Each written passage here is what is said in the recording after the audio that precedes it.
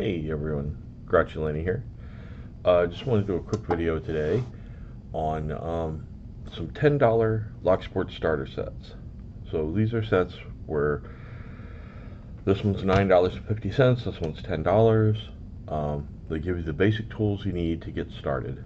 Now a lot of people buy these made in China sets on Amazon or Temu or AliExpress or whatever. They're kind of dubious quality metal, and it's fine. There's nothing wrong with that, for a learning experience. A lot of really great Locksporters got their start doing that, but I'm kind of the opinion that I prefer to have a smaller quantity of higher quality tools to get started, so that they'll kind of stick with me longer. And that's what these are. These are really good quality, high quality steel is being used. The quality control from both the production is really high on both. So you're going to end up with products here that, as long as you don't get too crazy and over muscly and bend the heck out of them, these will last you a long time. This is how I got started. This is the FNG set from Covert Instruments.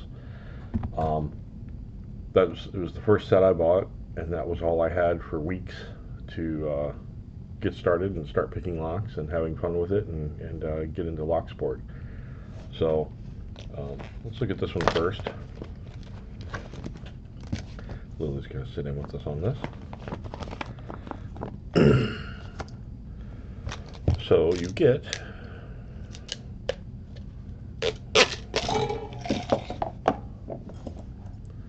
a 40 thousandths Z-bar tension tool.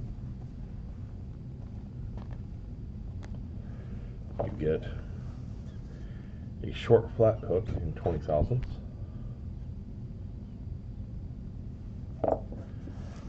And you get a Bogota style quad rake. Get it better.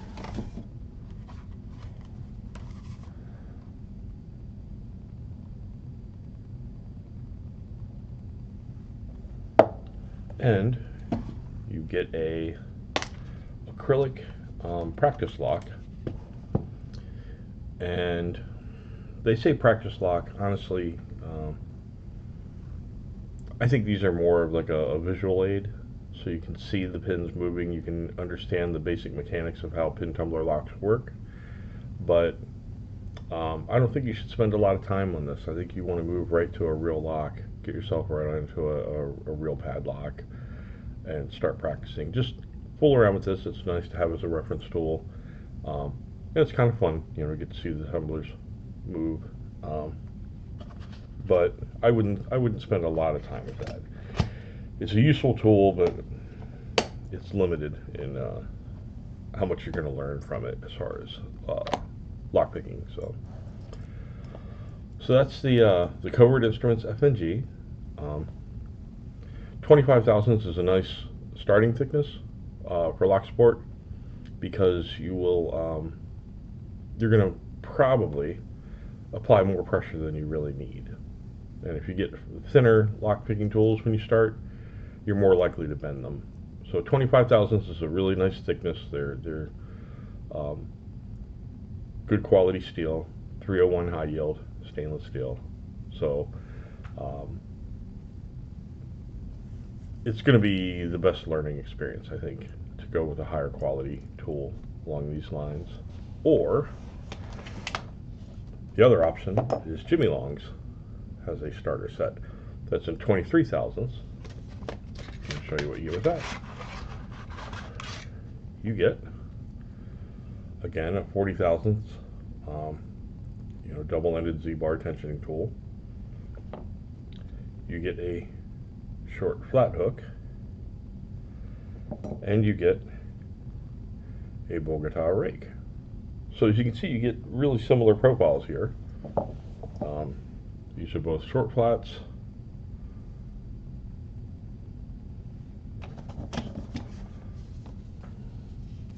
Get better.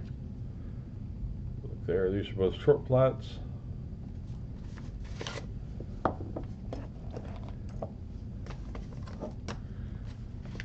And these are both the Bogota rigs. The Jimy's is a 3.1, and the Covert Instruments is a 5-point. But you're going to get real similar experiences from them. So what are the differences? Well, the FNG kit comes with, like I said, this visual learning aid. They're a little more compact. So if you're interested in like everyday carry application, you know, being able to tuck them into a small pouch or something like that, keep them handy, you might prefer these. On the other hand, the Jimy Longs, they're a little larger. Let's put them side by side for comparison. So a little longer, a little wider. They have these plastic handles, and it's not a cheap plastic. It's I forget the exact grade of it, but if you go to Jimy Long's website, you can find it.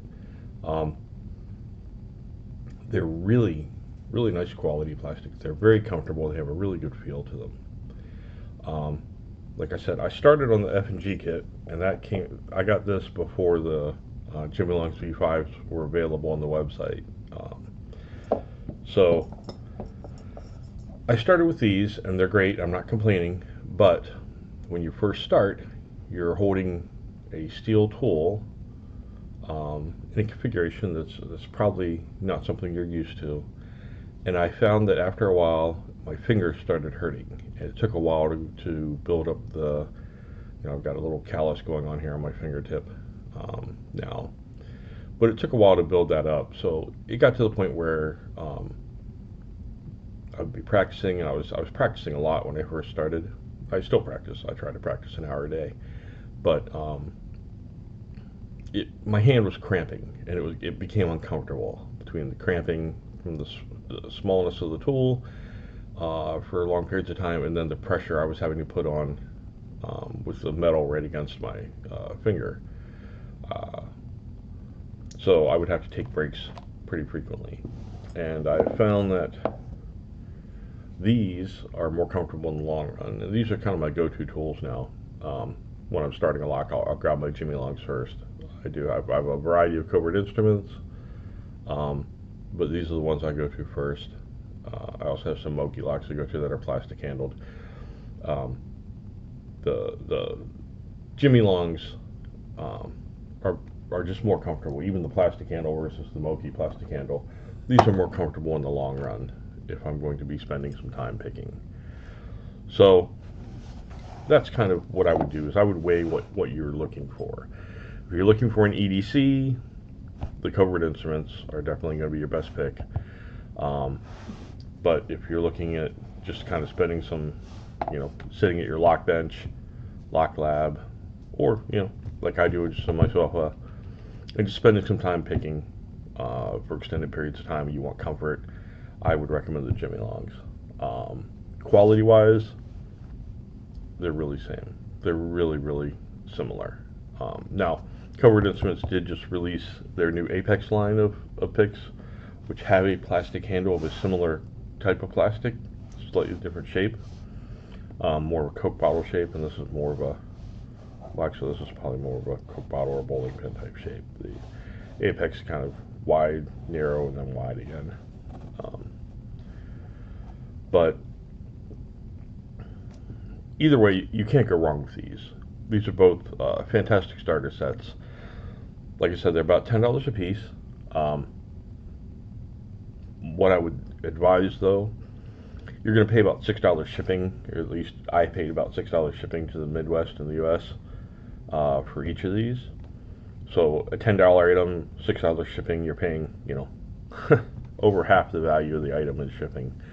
I would try and get a friend or a family member to go in and get 2 or 3 at a time. You're still probably only paying about $6 shipping. So you can split shipping, save a little there. Or, you know, these make great gifts if you have people you know who might get interested in the sport, get into the hobby. And it's always fun if you can find people who can sit with you and just hang out and pick and listen to a podcast or watch TV or just shoot the bull. I got together with some buddies last night at a local microbrew.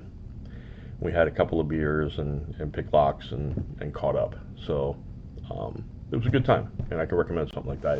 You know, Locksport can be a social activity, and having a lot of fun with it. So I hope this is helpful for anyone who's interested in getting into the hobby. Um, if you only want to spend about $10 or so to learn, these are the tools I would recommend. Um, there's tons of sets out there if you want to invest a little more. If you're pretty certain you're really going to enjoy this, there's a lot of $20 to $30 sets uh, that are good options. But for $10 sets, I think these are the best that I've seen, and certainly the best that I've handled. So anyway, hope that's helpful. Y'all keep picking and grinning. Bye.